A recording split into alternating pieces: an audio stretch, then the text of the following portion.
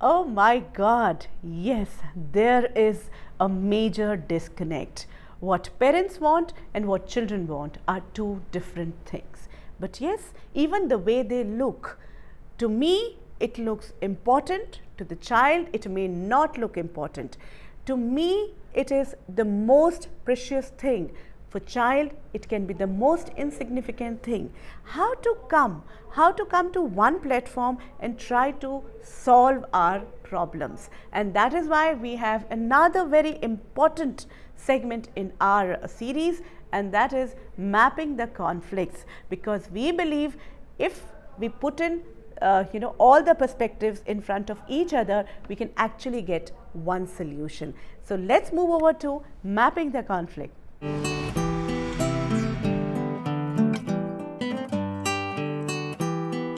Parents need to accept that more than their children, it's they who go through peer pressure about their child. Be rational about it. Rather than denying it, it's time to deal with this. Because once parents learn to handle peer pressure, child will automatically learn it. Peer pressure can be handled by listing out the outer and inner qualities of oneself and also the weakness. For next 10 days, decide and replace each of your weakness with one strength and use it during the day. After 10 days, you will realize that you had no peer pressure because your focus was to gain one strength each day. Parents should not ignore competition or rivalry between siblings.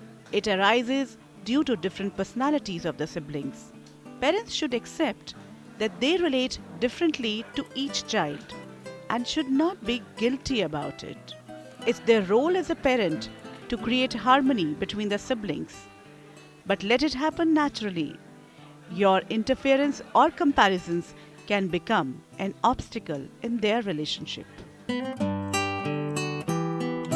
Bullying is a result of increasing violence in the society. Both the child being bullied or the child who is a bully are victims and need attention and help. Teachers and parents should pay special attention to these incidences. More than the aggression or punishments, assertiveness and compassion will help the bully and the victim to come out of it.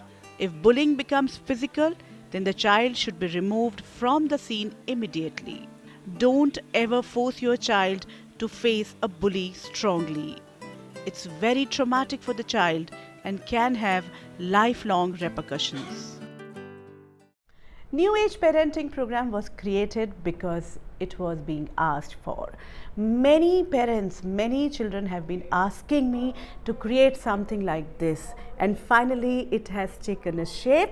So I invite all of you, parents, children, you have any problems, you have any solution, please share it with us. You can mail us, you can write a letter, or you can even send us a video. We might use it in our program. And in fact, we would like to tell you that in the coming up episodes, in the different episodes which we'll be showing, there will be a parent and a child. We can have a teacher and a child also, because there are a lot of conflicts which needs to be resolved. So New Age Parenting is a new beginning.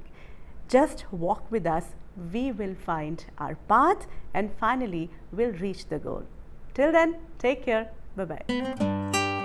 Communication gap is there, between parents and children. Is there a gap? These days, parents don't have time for their children, and this also creates a gap between children and parents. Do you feel guilty that you're not there? Yes, initially yes, but I started to make amends for that gap.